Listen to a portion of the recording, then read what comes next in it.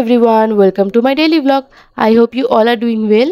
আজকে ছিল রাখি পূর্ণিমা, তো আমি সকাল সকাল স্নান করে উঠে রেডি হয়ে নিয়েছি। আমি আমার দাদাদেরকে আর মামা বাড়িতে যাবো ভাইকে রাখি পরাতে। তো আমার দাদারা এখানে আমাকে বলছিল যে তাড়াতাড়ি আমাদেরকে রাখিটা পরিয়ে দে, কারণ ওরা যাবে কাজে, ওরা আজকে ছুটি পাইনি। তো আমি বললাম যে হ্যাঁ হ্যাঁ তুই যা, আমি আসছি। তো এখানে আগে আমি আমার বড়দাকে রাখি পরিয়ে দিলাম।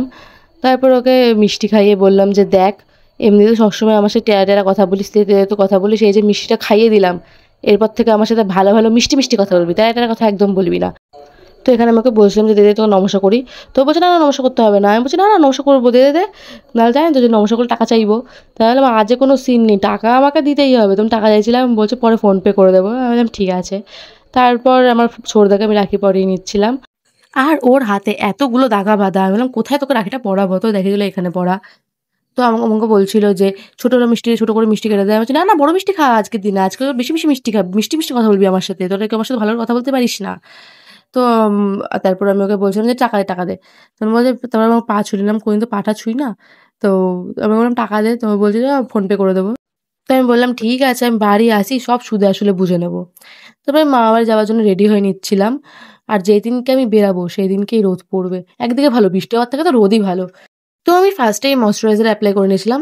দেন এখন আমি অ্যাপ্লাই করে নিয়েছিলাম সানস্ক্রিন, বিকজ এটা অ্যাপ্লাই না করে তো আমি পুড়েই যাবো রোদে গিয়ে, এমনি কাইলা, তখন তো কেউ দেখতেই পারবে না। তারপর আমি অ্যাপ্লাই করে নিয়েছিলাম মাস্কারা, কারণ এটা ছাড়া তো আমি চলতেই পারি না, মাস্কারা আমার ফেভারিট। দেন আমি অ্যাপ্লাই করে নিলাম লিপস্টিক। আর তারপর আমি চুল বেঁধে ভালো করে এই গরমের মধ্যে মানে যেটুকু করা যায় করে আমি বেরিয়ে গেছিলাম। আর যে সেম কেস, যেদিনকে আমার দরকার সেদিনকে আমি বাড়ির সামনে টোটো পাই না, কিন্তু যেদিনকে আমার দরকার সেদিনকে আমার সামনে হাজারখান টোটো বেড়ে যায়। তারপরে আমি স্টেশনে গিয়ে ট্রেনে উঠে গেছিলাম একেবারে।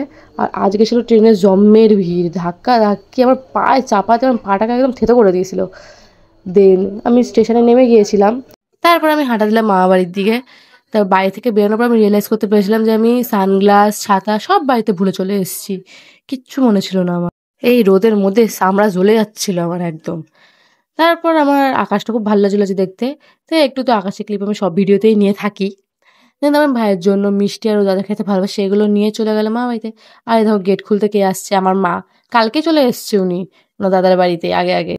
আর এখানে ঢুকতে না ঢুকতেই আমি ঘরেও যেতে পারিনি, আমার সব রকমের কোয়েশ্চেন করা শুরু করে দিয়েছে, ঘরে সব ঠিক আছে কিনা, বাবা কি করছে, হ্যান না তেন যত কোয়েশ্চেন ছিল ওনার। তা আমাকে মাকে বললাম মা আমি ঘরে যাই, ফ্রেশ হই, তারপরে আমি তোমাকে সব কোয়েশ্চেনের অ্যান্সার দিচ্ছি। এখানে দাঁড়িয়ে তো আমার ক্ষমতা নেই, আপাতত আমি বহুত টায়ার্ড হয়ে গেছি। মা বলে হ্যাঁ ঠিক আছে ঠিক আছে, ওনার ঘরের ব্যাপার আছে না, এই জন্য উনি সব কোয়েশ্চেন আগে থেকে জিজ্ঞেস করে নিচ্ছে যে কি ঘরে নোংরা টোংরা করে এসেছি কিনা। বিশ্বাস করে না আমাকে একদম। তারপরে এখানে আমার মা তুমি সবাইকে হাই করে দিচ্ছে।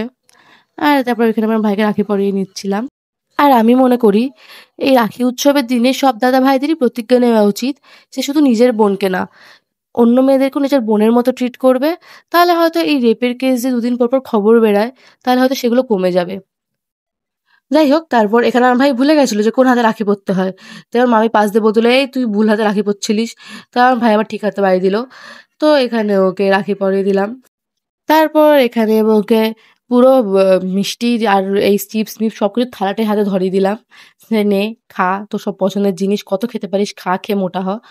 তবে এখানে ওকেও মিষ্টি খাইয়ে দিলাম আর বললাম দেখ আমার সাথে এবারে ভালো করে কথা বলবি, তিতে তিতে কথা বলবি না, ট্যাটার কথা বলবি না, আমি যাতে বড় হই। তো ও আমার কথা কোনো পাত্তা দেয় না, আমি জানি ও তখনও পাত্তা দিচ্ছিল না। তারপর এখানে ওকে জল খাইয়ে এবার আমি বললাম যে নে এবার আমার পা ছো তুই। তখন বলছে ও, তখন আমি বলছি চুপচাপ পা ছুবি, তোদের আমি বড় হই। তারপরে অ্যাট লাস্ট ও আমার পা ছুঁয়েছে, আমি ওকে আশীর্বাদ করলাম। এমনিতে তো আমরা দুজন বহুত ঝগড়া করি, মারাপিট করি, বাট এই কিছুক্ষণের মুমেন্টের জন্য ঠিকঠাক থাকি। তারপর আমাকে একটা চকলেট দিয়ে দিল। তারপর ওখানে আমার বলছিল খাইয়ে দিতে। আর খাইয়ে দিতে কি গাইজ, এখানে আমি নাকে মুখে সব জায়গায় লাগিয়ে দিয়েছিলাম। আর ও বলছে তুই এটা কি করলি। তারপরে ও আয়নায় দেখলো ভালো করে যে কোথায় কোথায় লেগেছে। আর আমি তো ভয় পাচ্ছিলাম যে এইবার ও এসে আমাকে দেবে, আচ্ছা মতো আমার মুখ চোখ ভেঙে দেবে। তারপর আমার কাছে কিছু বললো না, বিকজ আছে রাখি বলেই আমাকে কিছু বলেনি। আর বললাম সরি ভাই আর এরম হবে না, তোমার যা তোকে পরে বোঝাবো, আমি আজকের দিন বলে কিছু বললাম না। এমনিতেও আমাকে মেরে ছোটবেলা থেকেই আমাকে প্রচুর মারে। তারপরে আমি এখানে খেয়ে একেবারে রেডি হয়ে নিয়েছিলাম, কারণ এখন আমি আরেকটা দাদাকে রাখি পরাতে যাবো। জাস্ট মা রেডি হয়ে গেলে বেরিয়ে পড়বো। তারপরে আমরা বেরিয়ে পড়েছিলাম। আর এখানে আমার মা আমার সাথে বকবক করছিল। যেই দেখলো যে ক্যামেরাটা অন আছে, অমনি তো কতটা সুইট হয়ে গেল, মুখটা মিষ্টি করে নিয়ে নিল। হ্যাঁ, আমি বললাম যে বাহ ক্যামেরা দেখে কিন্তু ভালোই রংটা চেঞ্জ করলা।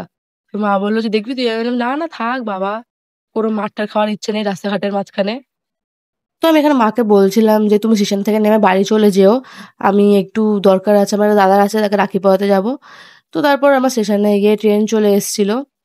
ট্রেনে উঠে তারপর আমি চলে গেছিলাম ঘাটের দিকে। এই যে এই দাদা আমার খুব বিজি, আমার বাড়িতে আসতে পারেনি। ও রাখি পড়তে সকাল, সকাল বিকজ ওর কাজ ছিল একটু তাই ও আসতে পারেনি। তো আমাকে বলল যে, "তুই একেবারে মামার বাড়ি থেকে বাড়ি যাওয়ার পথে আমার সাথে ঘাটে দেখা করিস।" তো এখানে বলছিল যে, "রাখি বাঁধছিস না রাগ দেখাচ্ছিস?" তো আমি বললাম, "তুমি যেটা ভাববা।" ও বুঝতে পেরেছিল যে ও আসেনি বলে আমি বহুত রেগে গেছিলাম। তো ও আমাকে বলল, "ঠিক আছে ভাইফোঁটার দিন আমি তোর বাড়িতে সিওর যাবো, একদম প্রমিস।" আমি বললাম, "হ্যাঁ, না গেলে তখন আমি বুঝিয়ে দেবো।" তো এখানে ভাবছিল যে আমি ফটো তুলছিলাম। আমি বললাম যে, "না, আমি এখানে ভিডিও করছি আমার ব্লগের জন্য।" আর আমাদের অনেকদিনই দেখা হয় না। তাই আমরা অনেক রকম গল্প করে নিলাম। তারপর ও চলে গেল ওর বাড়ির দিকে। আর আমারও একটা বান্ধবীর সাথে আমার একটু বেরানোর ছিল। তো আমাদের দুজনেরই কোনো কাজ ছিল না। তো ও আমাকে বলল, "চ ভাই ঘুরে আসি।" আমি বললাম, "হ্যাঁ, চ। আমিও ফাঁকাই আছি।" ওই কাজ না থাকলে যা হয় আরকি। তারপর আমার জন্য একটু রাসমণি ঘাটের দিকে চলে এলাম। আর ও তোমাদের সবাইকে ফ্লাইং কিস দিল গাইস। আর এখানে আমরা কিছু একটা দেখে তো হাসাহাসি করছিলাম। আপাতত মনে পড়ছে না কি দেখে। এখানে এসে দেখি মন্দিরে সন্ধ্যা আরতি শুরু হয়ে গেছে। তো আমরা ঠাকুরকে প্রণাম করে ওখানে একটু বসেই বেরিয়ে পড়েছিলাম বাড়ির দিকে যাবার জন্য। বিকজ আমাদের অনেকটা লেট হয়ে গেছিল। And that's it for today guys. দেখা হবে অন্য একটা ভ্লগে। আর তোমাদের যদি আমার ভিডিও ভালো লেগে থাকে সো লাইক করে দিও। আর তোমরা যারা আমার ভিডিও ফেসবুক থেকে দেখছো তারা ফলো করে দিও। যারা ইউটিউব থেকে দেখছো তারা সাবস্ক্রাইব করে দিও। Okay bye.